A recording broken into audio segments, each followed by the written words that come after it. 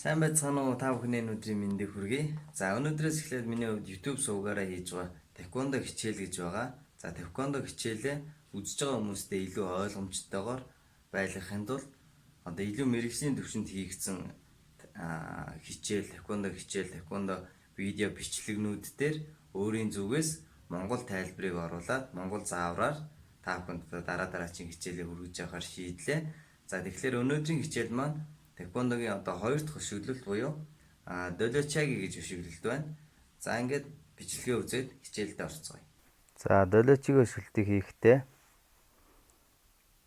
хамгийн эхлээд өвдөг нугалж 90 градусын өнцөг гаргаж өвдөг нугалж гаргах ёстой.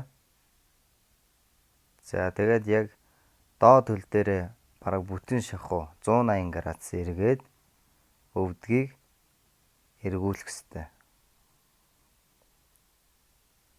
Доод суур хөлвөл бас яг их цэцэх байх ёстой. Эргэсэн байдал, өвдөг эргүүлсэн байдал нь параллел байх ёстой. За өшгөлтийг үүсгэхдээ мөн мөрөөр болон энэ цээжээр маш сайн эргүүлж өгөх хэрэгтэй.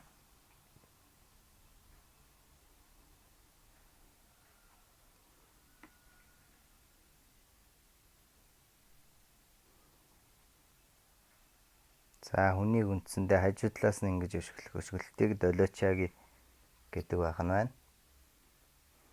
Хамгийн гол нь өвдөг гаргалт.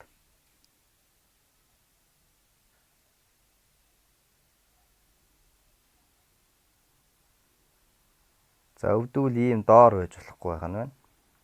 Ийм доор жишүү байж болохгүй. Ингэх юм бол өлж өшгөлнө. Өлж өшгөлөхлөөр мэдээж за энд харьцуулаад харуулж байна.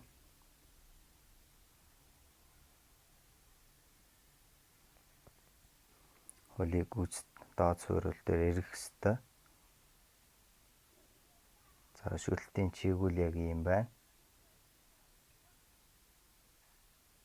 За доод хөл дээр дутуу эргэх юм бол өшгөлтийн техникэнд өөрчлөлт ороод өшгөлтийн тоочиг болоод чиглэл нь өөрчлөгдөж алдагдана.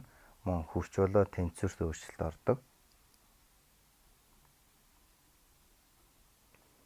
Зөв техникээр зөв өшгөлснөөрөө хүчтэй, тэнцвэртэй хурдан гүйцэтгэдэг байгаа. За хэрвээ буруу техникээр өшгөлтийг хийх юм бол мэдээж саяны миний хэлсний эсрэгээр ямар нэгэн хүч байхгүй, хурд байхгүй, тэнцвэр байхгүй. За тийм байдаг байгаа.